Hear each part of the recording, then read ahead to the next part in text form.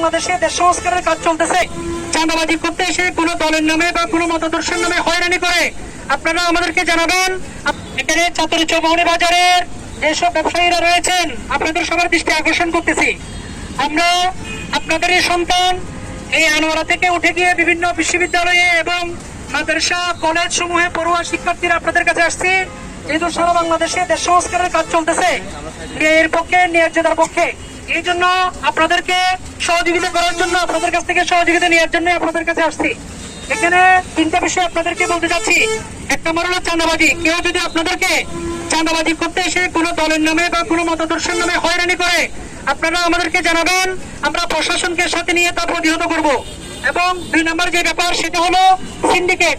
যদি আপনারা কোনো ধরনের সিন্ডিকেট করেন, সেটা ফল ফ্রড থেকে শুরু করে যে কোনো কিছু, তাহলে সেই সিন্ডিকেট উপর থেকে চাপিয়ে দেওয়া হোক অথবা আপনাদের তৈরি করা হোক।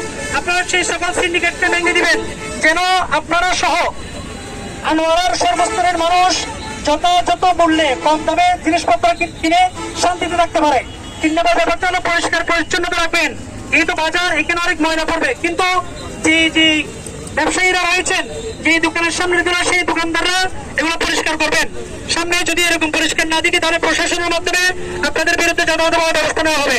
এটা আপনাদের স্বার্থেই বলা হচ্ছে, কারণ আপনাদের দোকানের সামনে পরিষ্কার থাকলে ক্ষতিটা আপনাদেরই, আপনারাই অসুস্থ হবেন। ধন্যবাদ সবাইকে।